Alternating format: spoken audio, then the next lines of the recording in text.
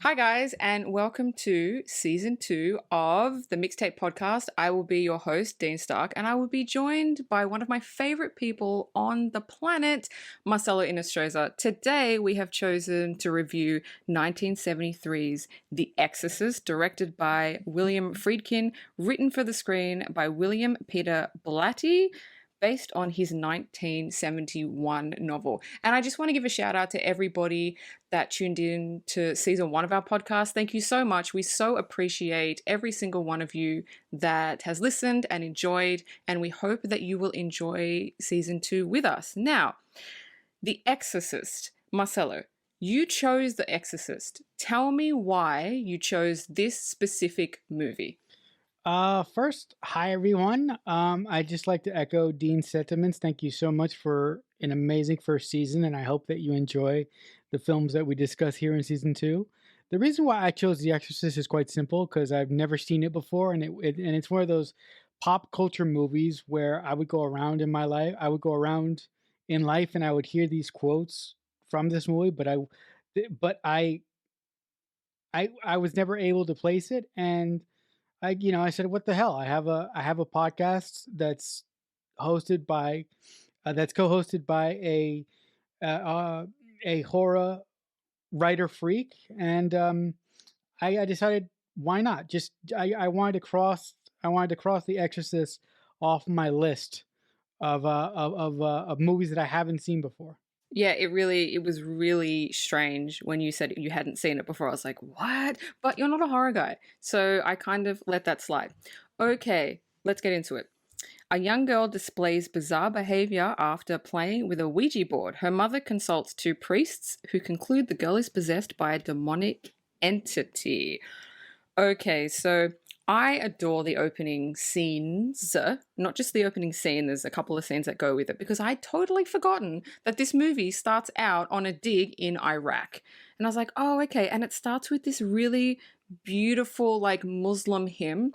And when I was in Turkey, pretty much most places that you go, they have Muslim hymns playing. And it's just, I have no friggin' idea what they're saying, but it's really quite meditative. It's kind of just puts you in just like a relaxed mood. And I totally forgotten that this was the start of the movie. So we hear this beautiful Muslim hymn. We're in northern Iraq and we're at a dig site, and there's hundreds of people digging. A young boy, we see a young boy, and he runs up to the archaeologist, and says, "Hey, we found something." So the archaeologist like goes to where the boy says it is. He picks up like, it kind of looks like a stone head, like a stone carving of what looks like a demon's head, but you don't quite know what it is yet. So after he finds that, there's not much like dialogue in it. He's kind of wandering through the streets of Iraq, and he's kind of dazed, and he's got these little pills that he takes, but we don't know what it is. He could have cancer, Parkinson's. Like, it's never really said what he has or what the pills are really for, which is a plot point that I'll get to. So he's kind of wandering around in a dazed state for the next few scenes. He's just wandering through the city, and then he goes back to the dig, and he kind of, I think it's like behind the dig, so it's like in a different spot, and he climbs up this little like small hill, and on the hill he comes face to face with like a life-sized ancient stone carving of like a winged demon, that kind of looks like the smaller version of what he found, and the shot is just him just locking eyes with this stoned it could have been stone, this stone demon. And then we kind of cross to Georgetown, Washington. So what are your thoughts on the opening scene of this film? I love how this film opens up on a dig in Israel with the traditional prayer hymn. It's the hymn that you hear in all modern media when they want to take us to Israel. It's the same one. Basically, I don't know its direct translation, but it basically says, "In God we trust" or "In Allah we trust." Um, that's what that's what it basically says. I really like that this opening scene. For some reason, I think does a really good job at introducing the world that we're in, and I love how William Friedkin, that's the director of the film, he takes his time in choosing his shots. His camera movements are very, very deliberate. It's like he is walking down the street very, very slowly with the camera as we see the opening shots of this film.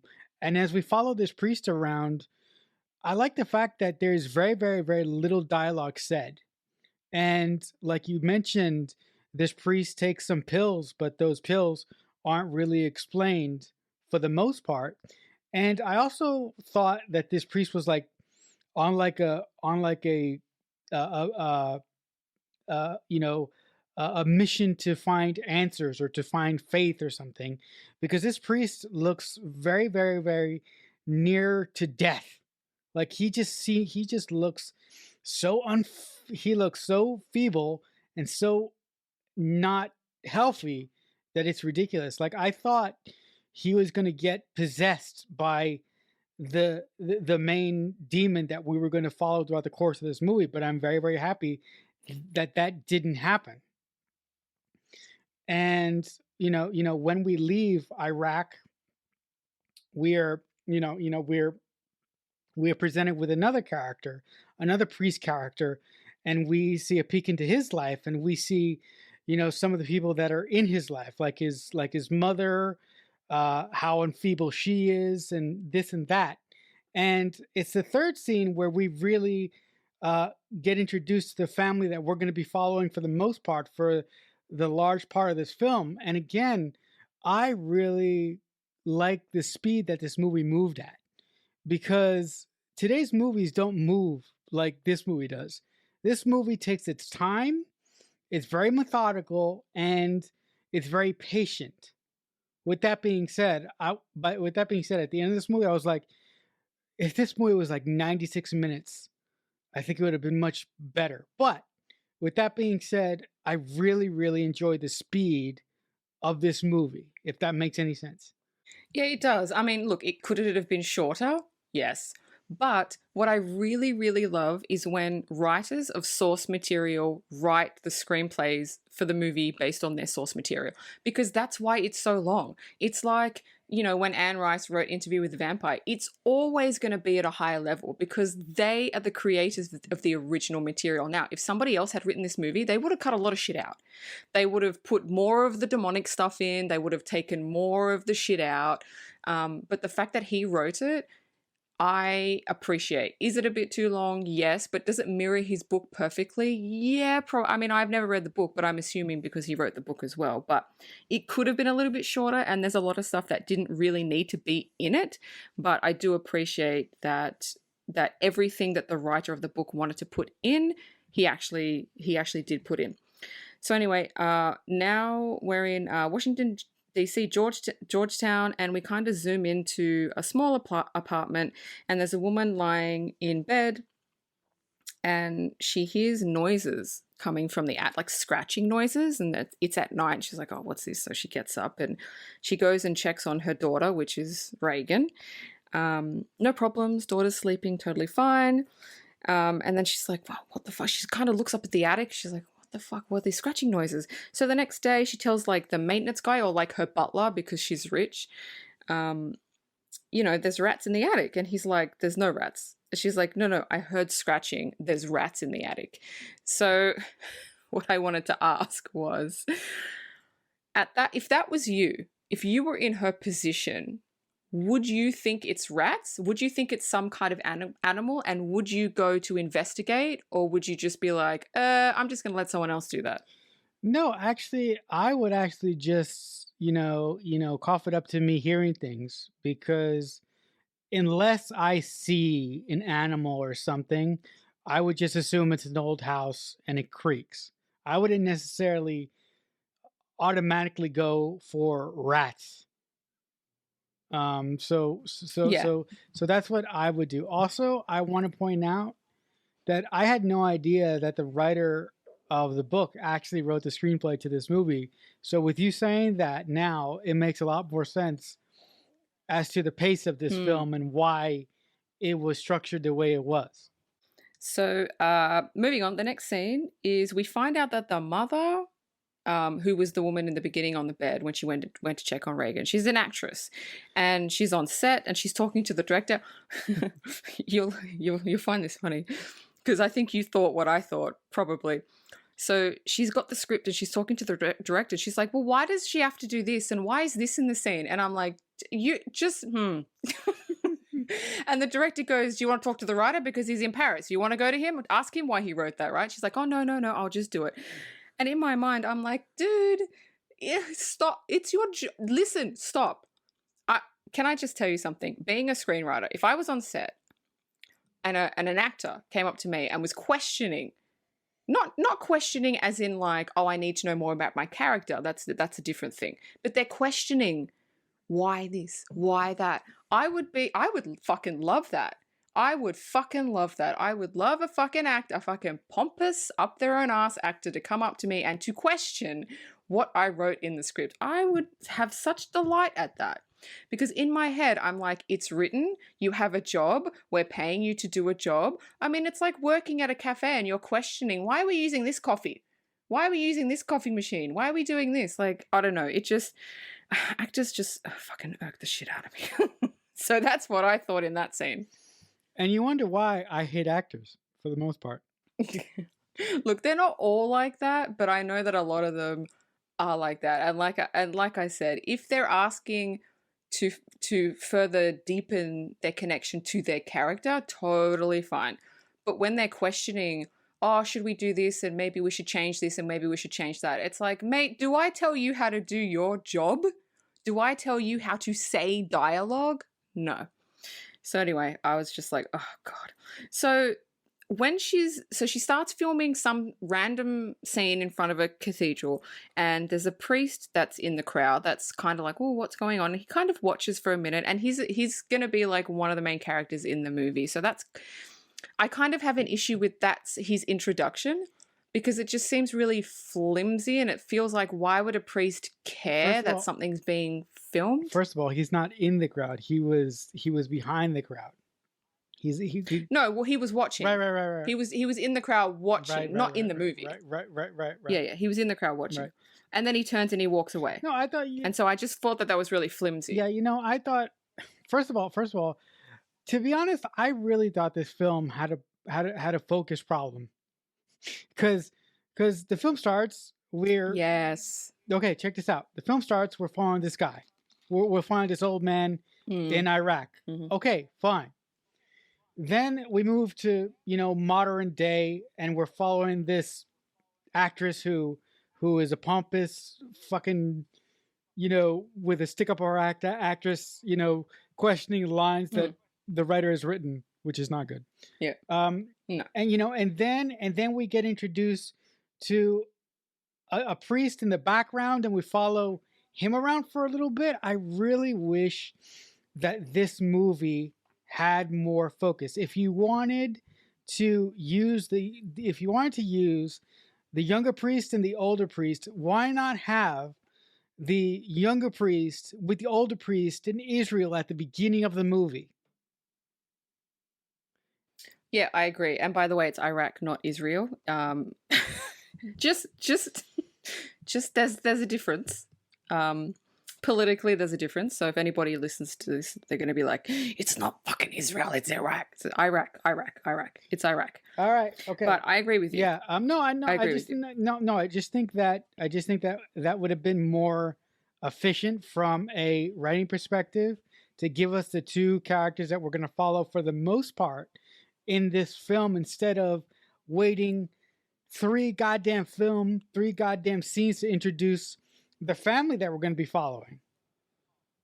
Yeah, I agree. And also, the mum being an actress has nothing to do with anything. No, of course not. It has nothing to do with anything. I mean, there's only one scene where she's filming a scene that actually shows her being an actress. Everything, we don't go back to it at all. So that actual scene kind of didn't need to be in there, because it didn't say anything about anything, because her being an actress didn't have anything to do with any kind of storyline. No. So that was kind of pointless. No, and the other thing, look, the other thing that you could have done to really, really drive the point home about Catholic guilt is have her work at the church, right? Oh yeah. Oh, that would have been good. So connect everybody. Yes. Yes. Have the younger priest with the older priest, and have the mother work at the church. And if you still wanted to do the actor angle, you could have her reading lines for a potential role in her break time. Yeah, that's actually quite good. They should have. They 100% should have done that. But that's a really good idea. But that wasn't what happened. But that's it. That's a good idea. So the next scene is also kind of pointless. Um, she's finished for the day filming, and she's walking home, and then she walks past like a church, and she sees the same priest that was in the crowd. Now she didn't see him standing in the crowd. We saw him. She didn't see him. So she walked past a church, and she sees him kind of having like a heated argument with someone. And that's it. That's it. And then the only thing I like about that scene, because nothing happened and then she just like fucking went home, was like cue the iconic Exorcist music, which I don't know why they put it there. It was such a weird spot to put really fucking spooky iconic Exorcist theme.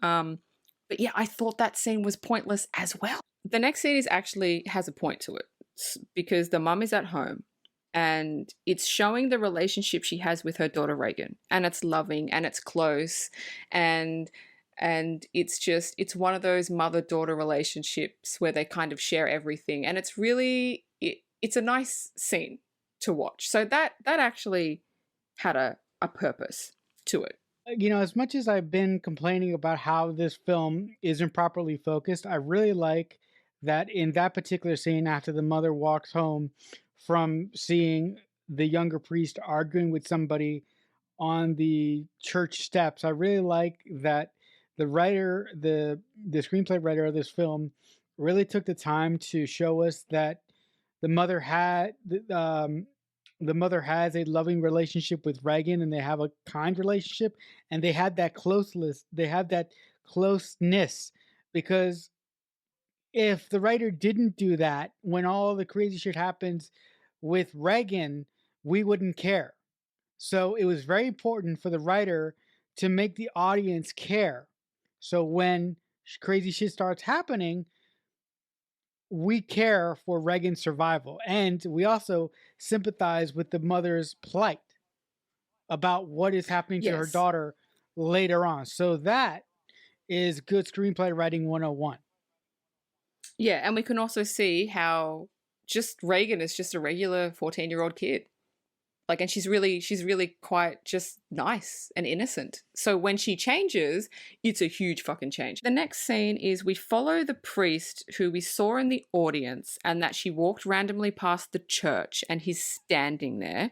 We follow him, and he's in a shitty neighborhood. He walks into a shitty apartment, and we find out his mum lives there.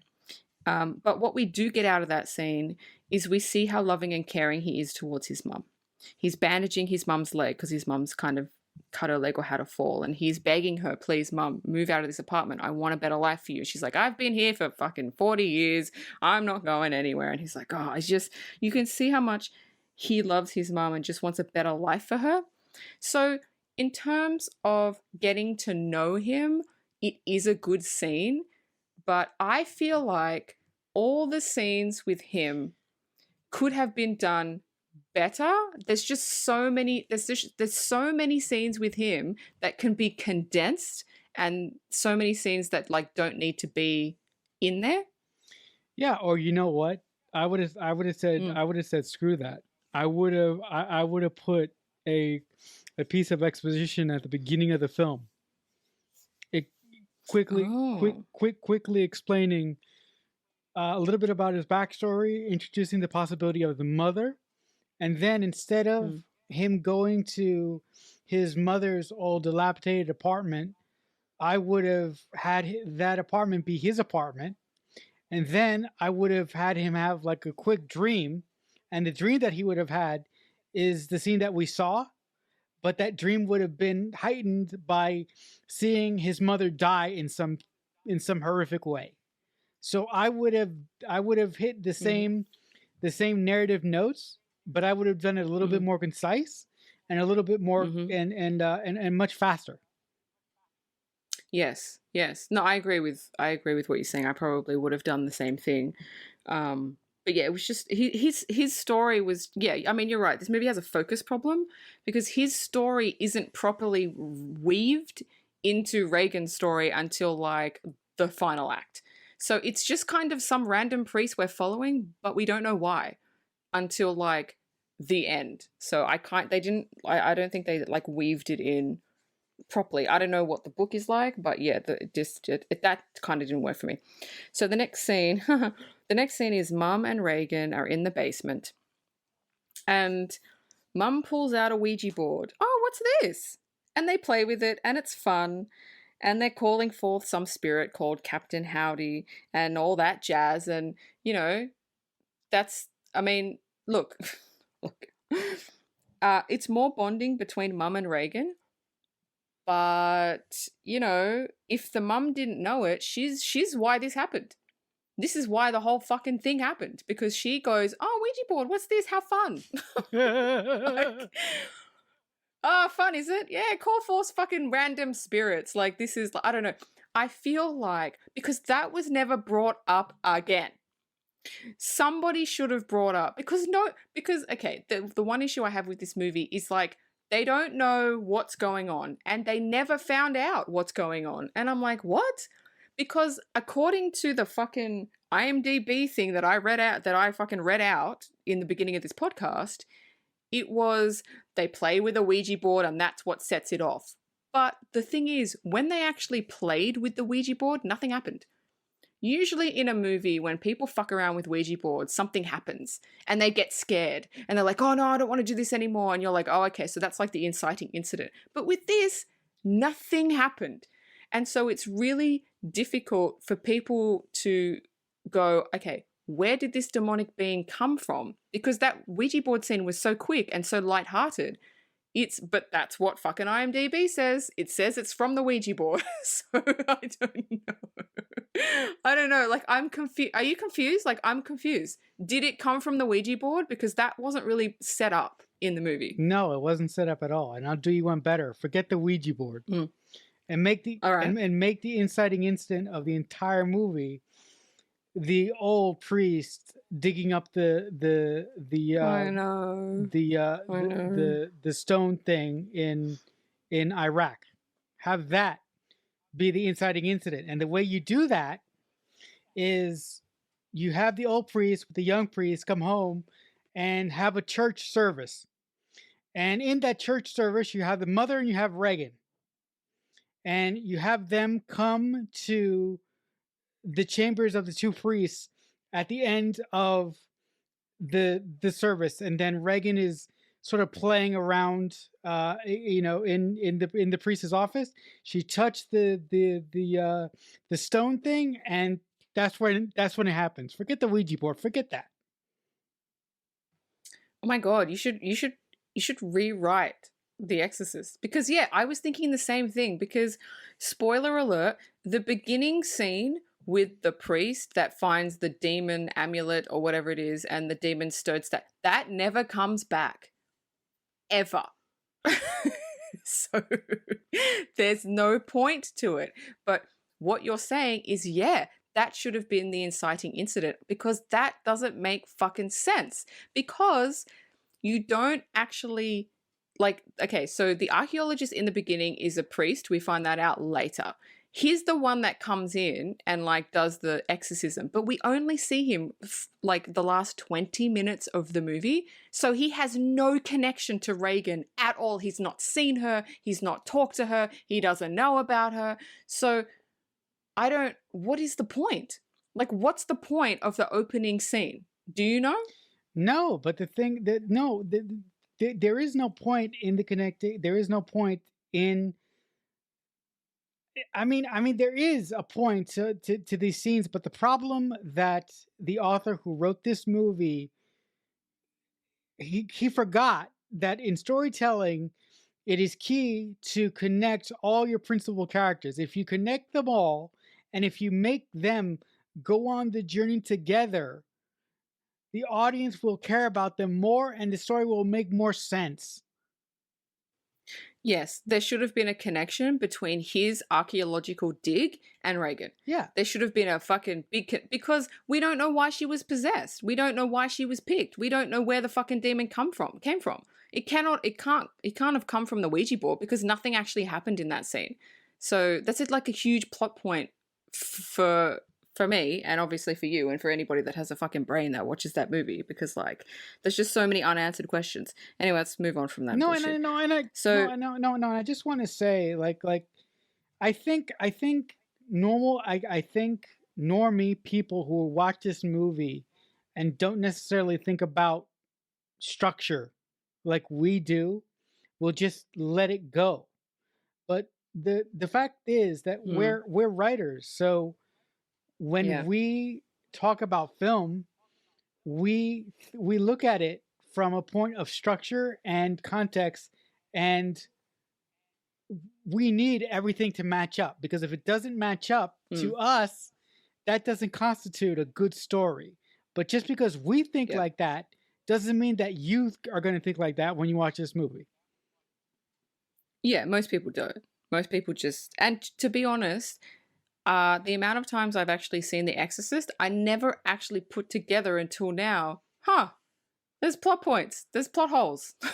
Like it's only because I've turned my brain on and I'm like, oh, that's a huge plot hole. So next we go to the priest, and he's at a bar, and he's talking to the archaeologist from the first scene. We find out now that he's a priest. His name is Father Merrin, and he's basically just having a conversation with Father Merrin about, he's lost his faith and he doesn't know if he can kind of do it anymore.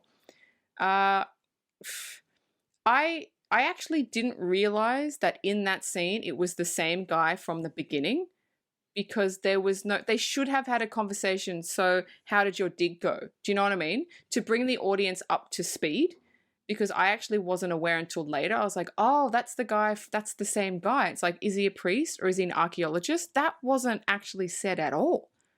Like, but maybe I missed something. Was that said that like he's an archaeological digging priest? No, Was no, that actually mentioned? no, that wasn't mentioned at all. And if Yeah, it should have been. if you wanted to do that, you could have. I mean, I don't want to keep rewriting this movie, but I feel I have to at this point. You could have done that in the beginning scene. If you had younger priests there, if you had the little statue there, you could have put in a line that says, "Oh, he's on a sabbatical from the church, and he's actually trying to get over an illness or something." Like you could have had him recovering from cancer. That would explain why he looks so unfeeble. That would explain why he's taking the pills. And you could also drop a line in the beginning of the film that before he became a priest, he was thinking about doing archaeology. Again, good point. You probably should have written the movie because you're making great points. And it is. It should have been put in there. But again, normie people will not realize this. It's only us that realize this shit. So after that, the we go back to the house, back where like Reagan and her mum is, and her mum wakes up in bed, and Reagan is sleeping next to her, and she's like, "Why are you in my bed?" And Reagan goes, "My bed was shaking, I couldn't sleep." And her mum goes, "Oh, okay. What do you mean, oh, okay?" I'm sorry. Look, I'm not a parent, but if my kid was like, my bed was shaking, I'd be like, let's go have a look-see. What's going on? Like she just left it. Ah, cool, your bed's shaking. I think she just thought, oh, it's just her imagination. She just wanted to come. Yeah, well, it wasn't her imagination, mum. It wasn't, because shit's about to go down. So I just thought that was such a stupid scene. It's like, my bed's shaking. And the audience knows shit's about to go down. But the mother is like, has no fucking clue. I thought the next scene was quite funny when the mum hears scratching in the attic again, and she's basically like, okay, fuck this, I'm gonna go up and investigate what the hell. So she goes up and she's got like a candle and she's looking, and there's traps. So like the maintenance guys like set traps everywhere for the rats, and they're still like, there's no rats. The cheese is still there. The trap has not gone off or anything. And she's like, what the fuck? I like this scene because she turns around and because it's all dark except for her candle, the maintenance guy comes up the stairs and she doesn't notice him, and it scares the shit out of her. But I like what he says. He looks at her, he goes, "See? No rats." I don't know why I thought that was really funny. He's like, "See, no rats." But like, and the audience is like, "Wait a minute." But this, because we've heard the scratching, the audience has heard the scratching. So it's like, wait a minute. If there's no rats, where's the scratching coming from? But I do need to bring up, I don't understand what the scratching in the attic has to do with anything. Does the demon live there? Does something reside there? Because once Reagan is like, spoiler alert, Reagan gets possessed. Once she gets possessed, there's no more scratching. So do you know what the scratching kind of was? Or was it just something that they just put in there to be spooky? No, I think the writer put it in there to be spooky. And if you wanted the scratching to be a plot point in this film, in my version of this film, when Regan goes into the priest's office and gets possessed by the demon for the first time, she takes the amulet, she goes home, and she actually has this thing about safe spaces. And she has a thing about safe spaces. So she likes to go and play pretend in the attic.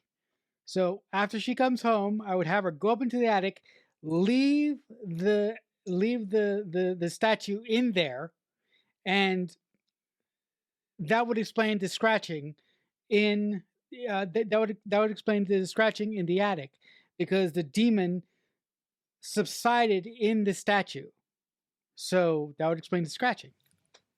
Oh, Marcelo, you're just rewriting Exorcist to a degree that I can't even fucking handle. Ugh. Like, I want to see it. But I yeah, want to see it. I want to see what you fucking say. yeah, but again, no disrespect to the author who adapted No, his no. work. Mm. I want to make that terribly clear. I just think that he sort of did all these things without thinking about how it was going to match up. And Yes. and that's the problem with having authors adapt their own work. If you're not a screenwriter, if the author isn't a screenplay writer on the side, I'm very, very nervous when authors think that they can write screenplays, because writing a book, Yeah, it's totally different. writing a book, like Dean just said, is completely different than writing a screenplay. Yeah, look, that does scare me as well. 95% of the time, I'm pretty sure they have help. But 95% of the time, they actually pull it off. It's just sometimes, like in this instance, where it's not really gelling. But most of the time they can do it because, yeah, it's a different format. And I'm like, man, you think you can write a screenplay because you write a book? But they would have definitely had people like either sitting there and actually writing it, and they tell them what to write, which is probably what happens, because there's no way that they could just teach themselves how to write a screenplay within like a month and, oh, cool, I can just do it. No, they would have help. It wouldn't just be them. Like when people write books for the first time, and they don't really know like the format or whatever, they usually have someone come in to help them format it and all that. That's what I think. I don't think they just go from book writing to screenwriting. I think they have help. Yeah. Do you think they have help, or you think they just do it? I would imagine that this author had help in how to properly format a screenplay, but I don't think that he had help in actually, when it came down to story logic and story pace. I don't think that was it. I think someone just showed up to sort of tell him the basics of screenplay format, and then left him to his own devices. Yeah, probably. That's more likely what happened. So anyway, moving on, pressing on. The next scene is we're with the priest at the hospital. And his mum has had an accident, and it's just I don't think I've ever seen a hospital look like, I don't know what hospitals were like in the 1970s, but that was a horrible hospital. Like, he literally walked into like a dorm like room where there's like crazy people like wandering around, like trying to get at him. Like, you know, his mum obviously had something like, I don't know, had something wrong with her head or something. Like she wasn't crazy, but the place that she was in was just like fucking like it was horrible. But again, like it didn't need to be in the script. It was just a scene that could have been cut out, but it wasn't. So what do you think that, or do you feel like it propelled the story? No, that scene was completely unnecessary.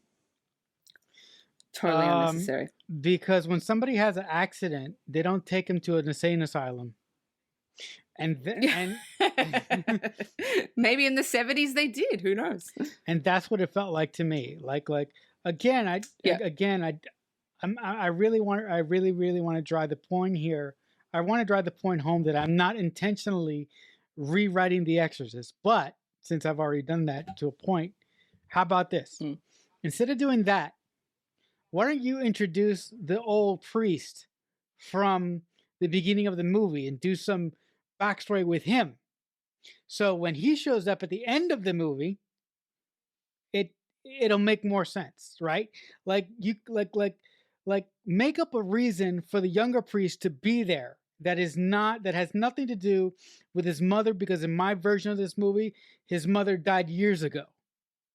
If you want to, if you want to look, if you want to have him in a insane asylum, great, have him in an insane asylum, but but have him be there for a reason.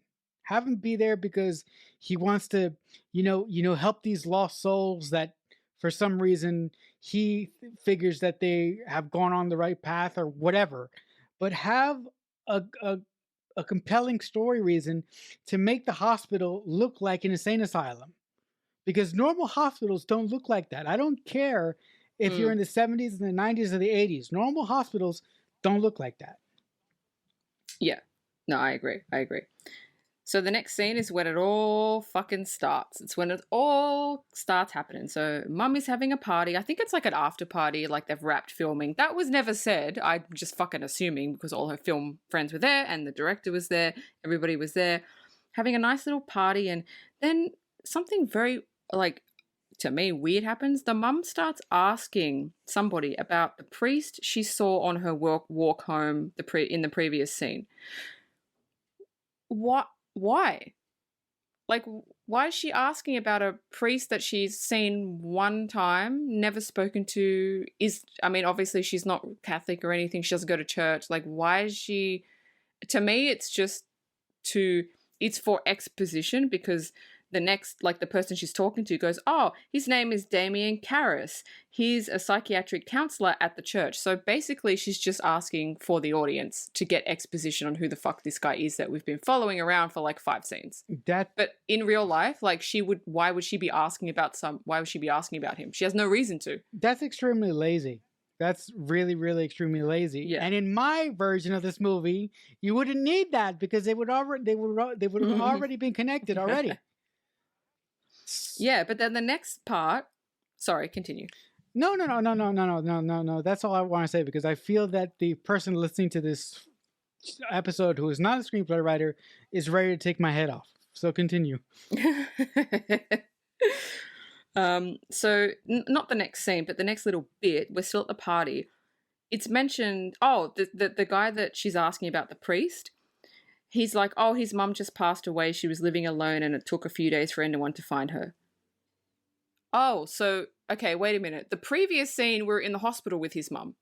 And now, is this, because there's no fucking title cards, and you know how we feel about fucking not putting title cards. So is this like months later? Is this 2 years later? We don't know the time frame. We just know that we saw his mum. She was fine in the hospital. And now she's dead. So that was kind of like, to me, it was a shock. A title card would have helped, and the way that it was written really didn't make any sense. If they wanted to kill the mother when they first introduced her, when he went into her decrepit apartment, she could have been on life support. Have her be on life support, to add some basis for later on her being in the hospital, or have a hospice nurse be in her apartment the first time you introduce her. in the film, Mm. right? Mm-hmm. This is what Yep. this is what I call on the podcast laying hats on the ground. And this author slash screenplay writer did nothing of that in this film. Yeah. Absolutely Yeah. I know. nothing. I know. So we have a shot of Reagan, and she's in bed sleeping peacefully. And then the next scene, and this scene has always and forever reminded me of Scary Movie 2. I don't know why. Like, I know why, but I don't know. When I watch Scary Movie 2, it doesn't remind me of The Exorcist, but when I watch The Exorcist, this scene, because this is like the first scene, I think it's Scary Movie 2, this is the first scene of the movie, and it's pretty much an exact replica. They're all singing joyfully around the piano, and then Reagan comes downstairs, or in Scary Movie 2, it's Natasha Lyonne, and, you know, she's peeing and stuff. Anyway, it's funny. It's a funny scene. Not for you, because you're not a scary movie person, but for the scary movie people out there, it's a funny scene. Anyway, back to it. So Reagan comes downstairs, and just in front of everybody, pees. She just stands there and pees. And so you're like, what? Like, this is so, like, kind of out of character for her. And so you're like, okay, something's going on. So the mum takes her upstairs and puts her in the bath, and she's like, what's going on? And Reagan's like, I don't know. Like, I don't know what's wrong. And then the mum goes downstairs a little bit later, puts her to bed, and then hears yelling from Reagan and runs up the stairs, and the bed is like full on shaking. Like, not like a little bit shaking, like the bed is like on steroids fucking shaking. And you're just like, I can't imagine sitting in the audience when The Exorcist was released in 1973 watching this, because this is the first time anybody had ever seen anything like that. I mean, I think you'd already had movies like maybe like Texas Chainsaw and like slasher movies. I don't know when Texas Chainsaw came out, but nothing like this. So to me, watching it, I was like, oh yeah, that's like small fry. But in 1973, that would have given people like fucking nightmares. Like, they would have gone home from the cinema and like walked into their bedroom and went, sleeping on the couch tonight. Like, it just would have happened. So that scene was full on, because Linda Blair, who plays Reagan, is such an amazing, even at that age, she was amazing, because you could tell she was fucking scared. But what are your thoughts on that scene? The practical effects in this movie, with the bed shaking, with what they do with Reagan later on, is really, really fantastic. And the other thing that would have made this film really, really unsettling in 1973 for the audience who watched it is the fact that the Linda Blair, her character is what, like 14. 14? She's a little girl, and in 1973, you didn't have horror movies focused around children. And Yeah. with the voice that they give, you know, Reagan later on in the movie, and the naughty, disturbing things that she says, and her gyrations and all the other shit, that's all fantastic stuff. But I feel that all that stuff would have been so much better if the person who wrote this film just knew how to properly structure the film, so all these beats would have hit 100 times more than they did. Yeah. No, it's true. I agree with that.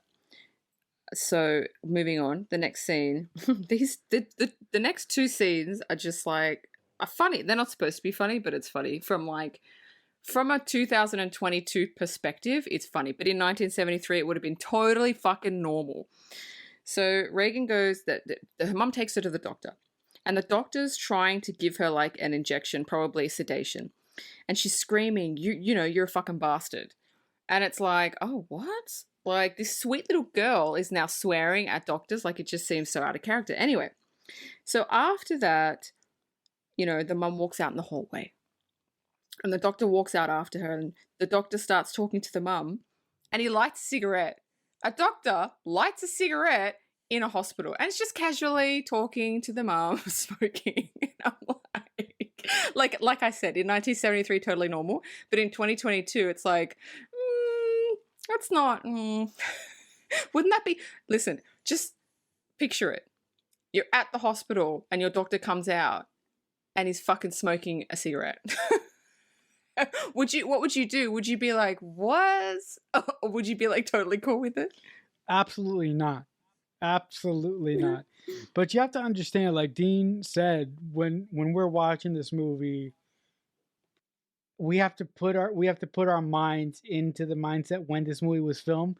In 1973, the public perception about smoking wasn't what it is today. So looking at this film in a context in a context of today with the doctor smoking doesn't make sense, but back then it would be completely normal. The other thing that really pissed me off is that the procedures that they put Reagan through in a couple scenes here Oh yeah. really annoy the shit out of me. If you want to give a child a shot, why the fuck didn't they sedate her first and then give her the fucking shot? But that's what they were doing with the needle, because she was thrashing around. They were giving her the needle. That was the sedation. Okay, but another thing, they could have tied her down. I mean, yeah. I mean, that's a bit barbaric, but yeah, you could. I mean, what with? It's a hospital. You know, it's not like they have ropes and shit. I get what you're saying. I totally agree with what you're saying. But yeah. But the next scene is even more weird. Now, you tell me if you've ever heard of this. So so when the scene started, I was like, what is she actually like in for? And then I realized they're doing an MRI. And I was like, okay, so the machine is like obviously totally different to the MRIs I've got today. Same loudness, but it's like totally different. I'm like, okay, what is with the needle in the neck? What does that have to do with an MRI? And what is with the no anesthetic? It's like they put a big ass needle in her neck and they're like, oh, just stay still. And when he puts it in, oh my God, is this his first day on the job? There's like blood splurting everywhere.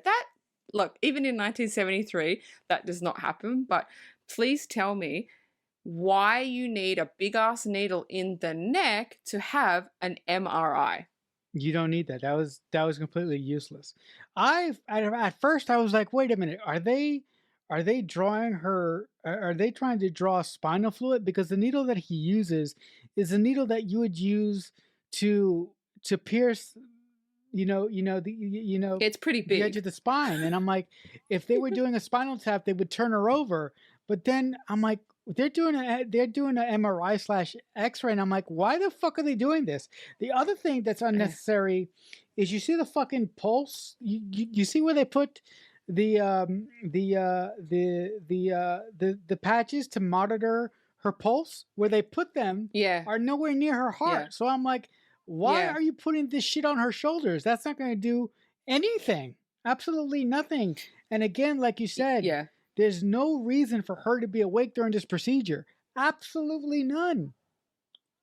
But why do they need heart monitors when they're doing an MRI? What does that have to do with having an MRI at all? Nothing. It doesn't make sense. No, nothing.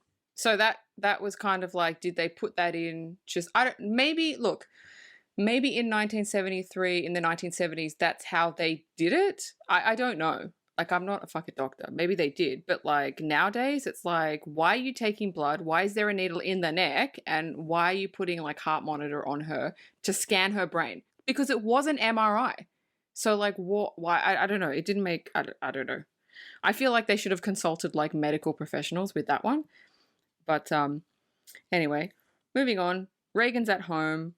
And she looks as if she's having like convulsions on her bed. She's kind of going up and down, and it looks painful.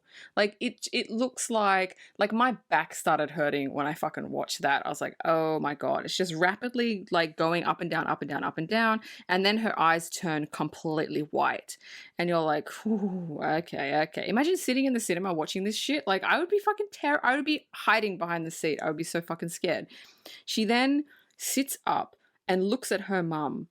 And there are a couple scenes in this movie that's just so fucking cringe that when this movie came out, it was banned in a lot of fucking places, and fucking rightly so, because it's full on. So she looks at her mum and the other fucking people in there, and she's like, fuck me, and I'm like, oh my god, like she's 14, like I don't know, it's so it's gross. I mean, it's fucking gross. So the doctors inject her, they sedate her. um I mean, it's full on.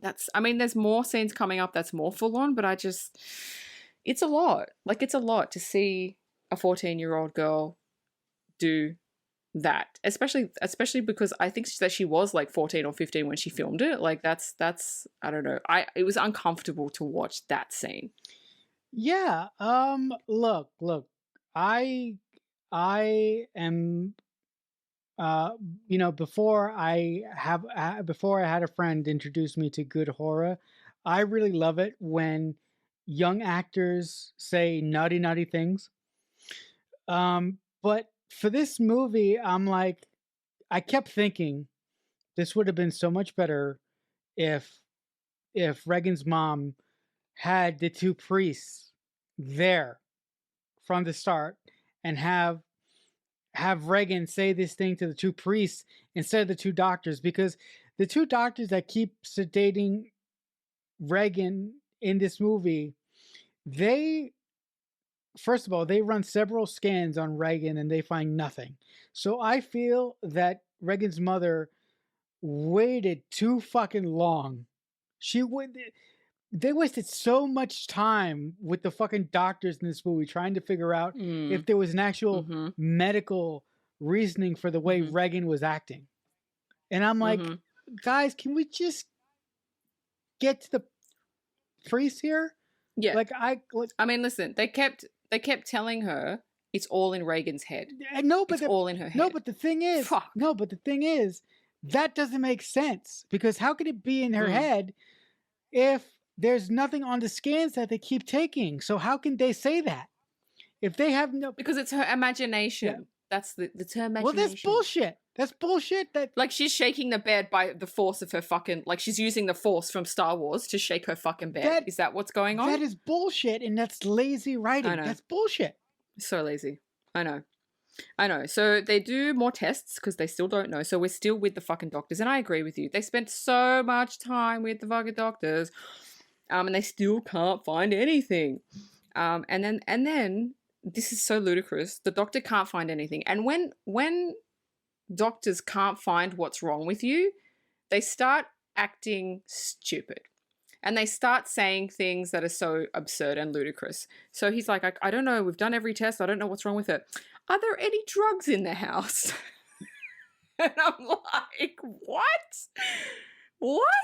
Like, oh, yeah, totally. Like, oh my god, I just thought that was so and the mum's face was like, basically mimicked what I felt. She was looking at him like, are you fucking serious? Like, she's like, no, there's no drugs. Like, oh my god, it was just so fucking stupid. Are there any drugs? So it's around this time that the mum gets told that her director has died. Now, we only saw the director like once in the beginning when she was arguing with him about why do I have to do this fucking scene, and another time at the party, but he's not an established character, so we don't care. He's just dead.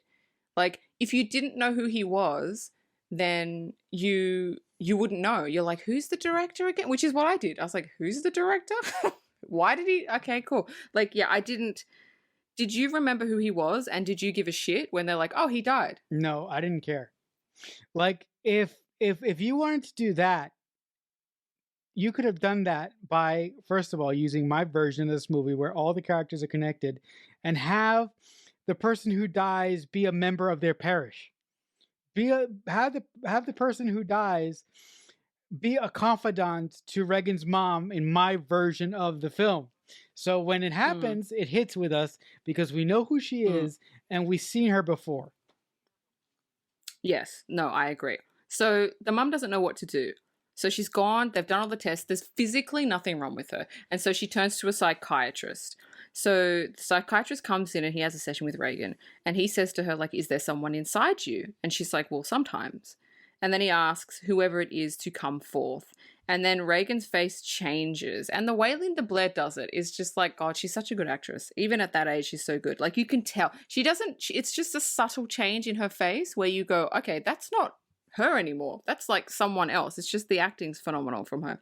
So her face changes, and then she grabs the psychiatrist's like crutch and growls at him, and then he's like, "Yeah, I'm out." so, so it's like, look, if I was the mum of Reagan, like I wouldn't know what to do. I would be like at my wits' end. The last thing, not being like, if I was her, not being me, but if I was her, the last thing I would do is think, oh, she's possessed by a demon. I would literally go through all the channels first, doctors, psychiatrists, psychologists. I would do all of that. And then maybe I would go to the church. But everything she's doing is right. And it is what somebody like a normal person would do. Agree or disagree? I agree, but do you realize if the writer of this film would have connected Reagan's mom to the church and made her work in the church, all of this shit, all the crap that she goes through in later scenes in the movie would have hit so much harder, and her Catholic guilt would have hit like a ton of bricks. And having the two priests there would have made much more sense, which would have taken care of that problem. Like there in another universe somewhere, there is a version of this movie not written by me that plays so much better. Okay, so moving on. The next scene. Now, the next scene is, I don't know if the next scene annoyed me or if it was just unnecessary. You tell me once I finish explaining it, because I'm just really confused as to what this is so pointless. So we meet a homicide detective, which we've never seen before. And he visits Father Damien Karras. And he asks randomly. And he asks him if he's heard of the death of this random director. And he's like, well, I've read about it. Like, I didn't know him or anything. And then he tells him he fell down the stairs. But what wasn't in the paper was that his head was turned all the way around. And then he starts asking him about like witchcraft and if he knows anyone who dabbles, or if he's like he's the resident psychiatrist. And then Damien basically tells him to F off in a very, very nice priest way. Because he says even if he knew, like he couldn't tell patient-doctor confidentiality. What I wanted to say about this scene, why would a homicide detective go to a random priest that has nothing to do with anything? He has no connections to anything. Please explain. That doesn't make any sense at all. At all. Yeah. If you wanted to do that, you could have introduced the police officer earlier. You could have linked all of these characters together and have them go through the movie together. And it would have worked so. I mean, it would have worked so much. I agree. It would have worked so much better. But I know. Again, this author / screenplay writer, when he wrote this, I don't know if he considered how these scenes connect to one another from scene to scene, because you can't do this. Every scene that you write as a screenplay writer has to curtail into the next one. And by the end of the script, you should have some semblance of a cohesive story that makes some sort of sense in the world that you created. Yeah, I mean, look, it's frustrating because, the homicide detective is like, oh, his head was turned all the way. Why would he give up information to someone that has nothing to do? It just doesn't make sense. Like, the whole thing, like, it just doesn't make sense. It's like, I don't even fucking know. Anyway, the next scene is we're back at the doctor's office. She's gone back to the fucking doctors, right? Which, okay, I get it. She doesn't know what to do. She's at her wit's end. And the doctor basically tells her mum she's fucking crazy. Another thing that doctors say when they can't work shit out. She's fucking crazy. Drugs? No, not drugs. She's fucking crazy. And the mum is clearly frustrated. And what the doctor says next is very fucking strange and very out of character for a doctor. The doctor goes, oh, have you ever heard of an exorcism? Why would a doctor bring that up? But then he says, it's a tool to make Regan believe whoever is inside her, they can get rid of her, which I understand. But a doctor would never, no doctor would ever bring up, hey, have you heard of an exorcist? No, it's not. It's not a fucking thing. So I thought that was quite weird. You could have you could have finally let go of the goddamn doctors. Just throw them out to pasture. And if you wanted to do that, have Regan's mom be connected to the two priests and have her be an ultra religious person, right? And have her believe in the power of God and have her come to the conclusion after everything that happens, the only two people that can help my daughter get over this is the old guy and the young guy. Have her come to that conclusion by herself, because like you said, having the doctor say that makes no sense at all, because it just doesn't make sense at all. Why would he say that? What? You know why? Because it was, as you always say, writer's convenience, because we had to get that exorcism in there, and they hadn't set up her character to actually go and find a priest. So it had to be mentioned to her. So somebody had to mention it. So why not a doctor? Which is like, why a fucking anybody else but a fucking doctor? Why not? So that's why he mentioned it. Why not the psychiatrist? But no, that's true. It would have been palatable if the psychiatrist mentioned that. I don't know.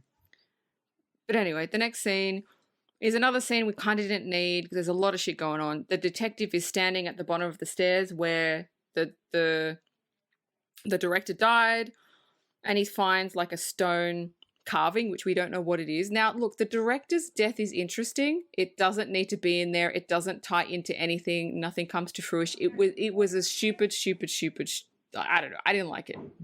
No, and you know, instead of that, you could have had the younger priest studying under the older priest, and you could have had his story be that the reason that he went to Iraq at the beginning of the movie is to sort of confirm to the older priest that he was committed that he was committed to becoming a priest. And you could have had the younger priest investigating the death of this churchgoer in my version of the script. And you could have had the younger priest be interested in exorcisms, because the older priest is the only priest in the Catholic Church that believes in that.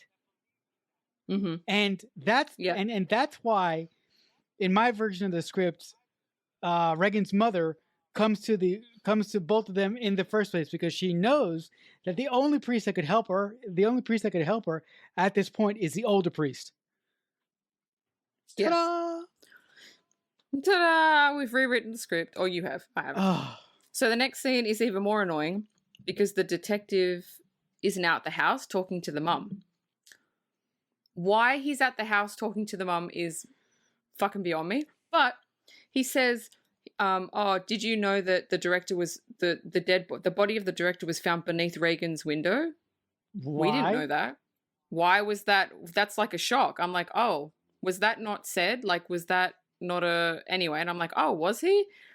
And it's like, oh, with his head turned all the way around. Like, why would he even say that, like, to the mum? And then he's like, oh, someone pushed him from inside Regan's room.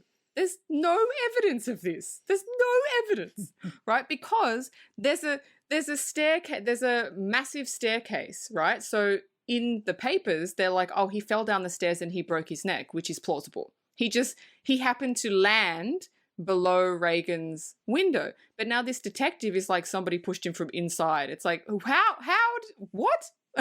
Where are you? Like, it's so absurd for him to think. I mean, yes, that's kind of what happened, but there's no evidence. Why would he even think that happened? Oh, his head turned all the way around, so he must have been like, what?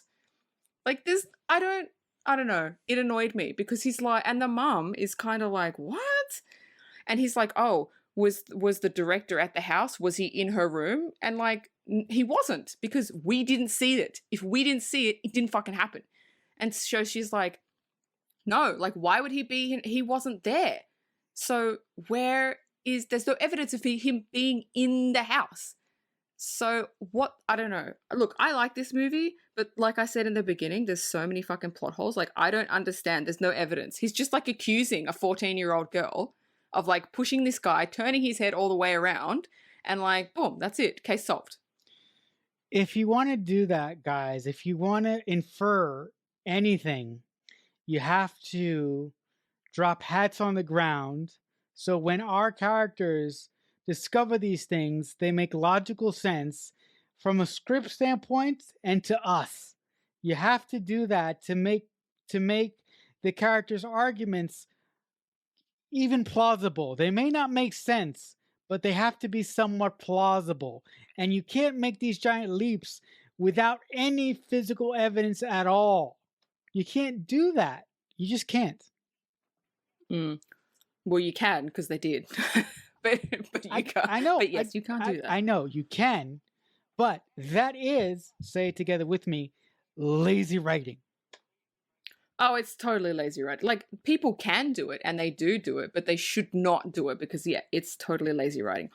So then we hear a loud crash upstairs, and the mum rushes into Reagan's room. And this is the other scene where I was like, and again, if I'm sitting in the cinema watching this in 1973, I would have maybe puked or like just like totally walked out. So the mum rushes into Reagan's room and finds her masturbating, and not in the fun way, with a crucifix, and there's fucking blood everywhere, and it's fucking, and again, she's 14 years old, like, which makes it even more fucking cringe. And then that's not even the fucking worst part. She starts saying, oh, Jesus fucks me. And I'm like, oh, this is just like, I almost could look, because it's just so fucking disgusting.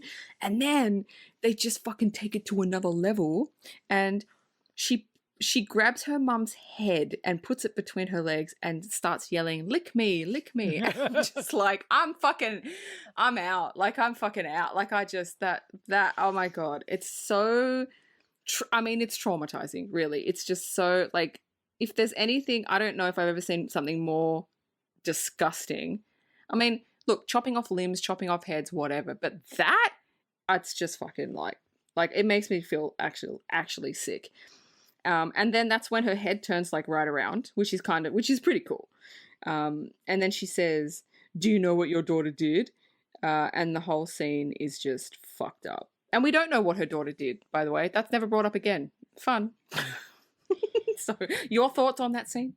Okay, first, I just want to acknowledge I'm not a pervert. Okay, I'm not. Okay, I just want to say that up front. But this scene was... I know, perverts always say that before they say something very, very pedophile-like. Don't step into the pedophile landmines, please. This scene was very, very disturbing and very, very cringeworthy. Like, I really had a problem watching it. But with that being said, it was cool, but disturbing to the nines. Yeah. And I think what they were hinting at is a possibility that Reagan, for some reason, unbeknownst to us, killed the director for some fucked up reason. Yeah, we never know. How? Why? I don't know. But that scene really didn't need to be there. But I think in 1977, they just wanted to shock the shit out of the audience, and having a 14-year-old girl bleed after masturbating with a crucible, and then asking her mother to do, to basically go down on her, is like, why? You don't have to do that. That's like, I'll take that out. You don't like why? You don't have to do this. You could have conveyed how fucked up Reagan was in a more more classy fucked up way. You didn't have to go where they went. But at this point, it was just unnecessary, and it was too much. It was shock value. It was for shock value. And yeah, it was a bit, yeah, it was over the top. Like, it was really, really over the top, and something that I don't, I didn't particularly enjoy that scene at all. Yeah, okay. Oh, look, was it cool? Maybe. But it's just gross. I mean, it's just fucking gross. So anyway, after that scene, the mum. So okay, this is another issue that I have. The mum visits Father Karras, asking for his help. Like, did she get his number? How does she know him? Does like, I don't. Do you know what I mean? Like, there's no setup scene for that at all. No setup, really. You know what? How shocking in this film. I feel that this movie should have like a label on it. This movie's cool, but this movie has no logic and no setup. So if you go in that, No yeah. setups. So if you go in understanding that, I think you will enjoy this movie much more than I did or you did. Mm. Yeah. So she's asking him for help.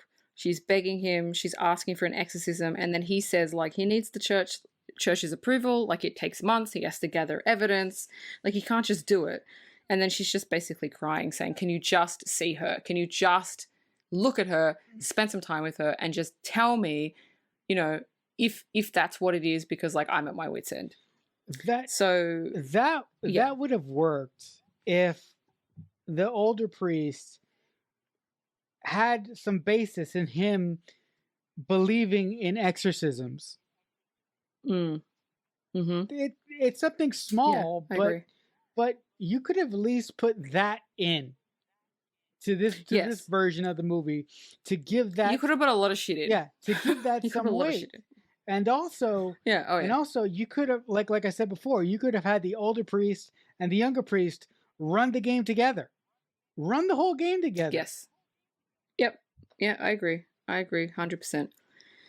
So the next scene, Father Karras goes to see Regan, and she's strapped to the bed, and her face is all like fucked up.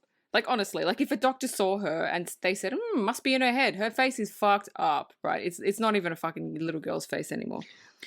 And I have so, a question. the demon. I'm sorry. Yeah. But Go. No, go. I can't remember, but uh before this scene, do we have that iconic image of the old priest walking up to the house, or is that just something that they did for? No, that's later. Okay, that's later. That's later. Okay. That's later.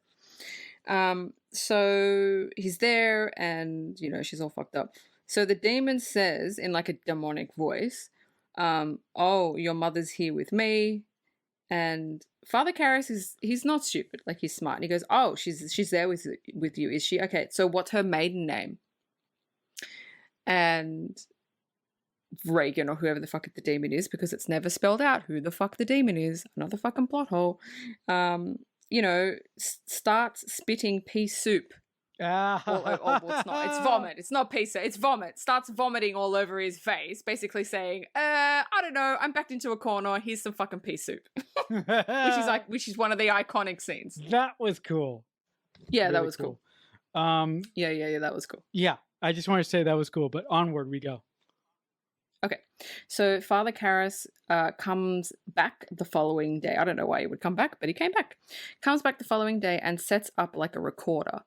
And I found this line of dialogue by Regan so funny, because when he walks in, he starts recording. She's like, "Oh, what a wonderful day for an exorcism." Just like, that's quite funny. That's quite funny. So he starts spraying holy water over her, and she's like, "It burns, it burns," and she's like thrashing around. She's still strapped to the bed. So the next scene after that is Father Karras is talking to the mum downstairs, and he said he told Regan he was spraying holy water on her, and she said it was burning, but it was only tap water. And so it's like, okay, so is the demon fucking around with him? Is there an actual demon? Like, that whole thing was never answered at all. So I felt like that could have been like a thing, but it was never, it wasn't. So the scene after that, following on, Father Karras takes his recordings to another priest. And he's like, I can't, like, what language is it? Because when you listen to it in the movie, it sounds like a language, but maybe it's Old Sumerian, I don't know, Arabic, ancient Arabic, I don't know, it's something like that. And this is what I thought was really cool. The priest says, "No, it's English. It's just English in reverse." And I was like, "That's pretty cool." And so the priest, he starts playing the tape backwards, and it is. And so words start to form. And I'm like, "Oh, that's out of the whole movie." I thought that was pretty fucking cool. English in reverse. Like, I don't think I've ever seen that before, but I thought that was like the coolest bit. That was really cool. That was the one moment of the script where where I had to hand it to the author slash screenplay writer of this film. I was like, okay, for the most part, your head has been bye bye this whole film, but I will give it to you there. That was cool. Yeah, I love that. So moving on, Father Karras gets called back to the house, and the mother's kind of like brings him up to the bedroom, and he's shown Reagan's stomach, and the words "help me" start to reveal themselves from like under her skin. And it's kind of like, at that point, you're like, okay, Reagan is actually like kind of still in there, but like, how do we kind of get her out? So I like that scene. It showed that she wasn't completely gone, and there was a point, which most of these scenes don't have a point, but that actually had a point. So that was good. So moving on, we go to the church. He goes to the church. We go to the church, or he goes, or we go. Somebody goes to the church asking for permission for an exorcism. But the priests are talking, and they're like, yeah, well, Father Karras isn't experienced in exorcism, so we have to get another priest to do it. And so they ask Father Merrin. Father Merrin, the archaeologist in the beginning that found the demon, and the one he was talking to at the bar, he's there. He should have been fucking set up way before this. Whoa. Wait a minute. Yeah. I just keep going, because I don't want to talk about logic anymore with this. Keep going. Okay, are you sure? Because I feel like what you're about to say is going to be funny. No, keep going. It wasn't funny. I was Okay. just gonna say something. It pissed me off, but I don't want to belabor the point anymore. Keep going. I know, it annoyed me too. Don't worry, I get you. So the next scene is the iconic shot of Father Merrin getting out of the taxi, standing outside the residence. It's all foggy. It's got the street light, and he kind of walks into the fog. So that's the iconic scene from the movie, which actually looks quite fucking good. And we also see flashes of Reagan's eyes, as if she knows something's about to go down. So, out of the whole movie, was that your favorite shot? Absolutely. I was like, besides me being tremendously disappointed in the way that this film is structured, that was my holy grail. I was like, if I can just make it until that shot. I was waiting for it to happen. I was waiting for it to happen, and when it did, I was tremendously pleased. Yes, it was a great shot. So the next scene is the exorcism scene.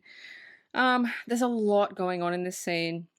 Father Merrin is reading from the Bible. As with all exorcisms, the bed begins to levitate, starts thrashing around. Reagan starts sort of thrashing around. Then she starts talking to Father Karras, saying, "Your mum sucks cocks in hell." And I was like, well, that's not nice. So she starts spitting that green shit again, the pea soup all over them. Then she starts like, doors start banging, open and closing, the drawers start open, like everything just starts fucking going haywire. And this is when, again, her head spins like slowly right around. And then I really like this shot. When she begins to levitate, there's a shot from above. And it's a really, really cool shot. Like, there's shots from the side, but the shot from above, it looks like she's levitating like into the heavens. I don't know. It's really, really cool. And then everything, okay, this makes no fucking sense. Everything goes dark. And then Father Merrin sees the stone winged demon that he saw in Iraq, like next to Reagan. And he's kind of shocked. He's like, oh my God. And then the scene kind of goes back to where it was. But like, why? Like, that has nothing to do with anything. It could Please explain. actually, that has nothing to do with anything. But in my version of the script, it would have had everything to do with everything, because Reagan.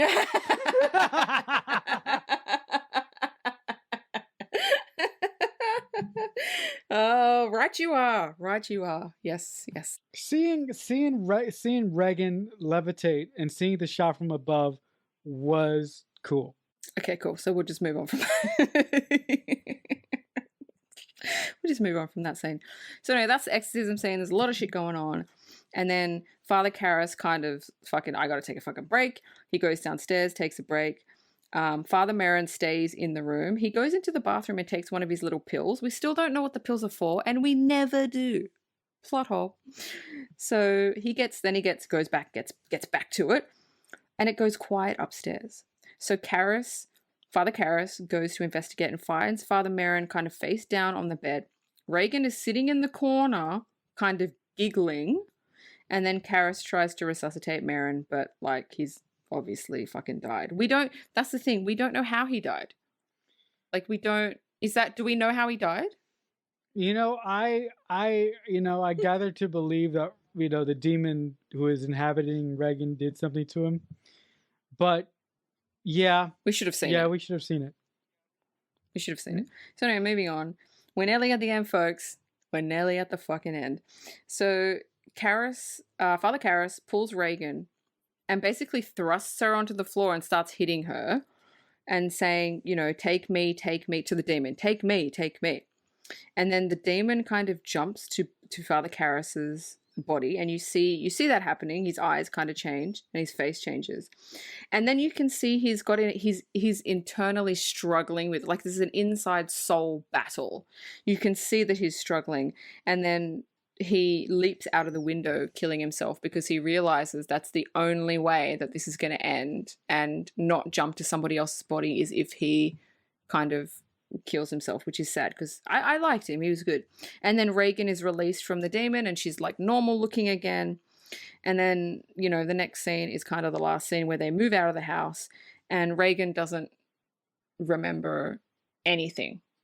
And that's kind of the end of the movie. Yeah.